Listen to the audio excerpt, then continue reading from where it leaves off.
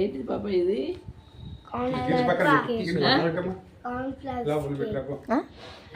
Halwa halwa red carrot. కానీ cut చేయండి.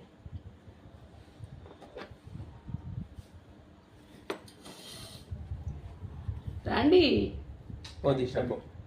చెరగ పక్క ఈ షార్ట్ భలే ఉంటుందిలే. ఈ షాట్ లేదు, ఆ షాట్ ఈ షార్ట్ ఫోటో కూడా నీదా మంచిది. Happy birthday to you, happy birthday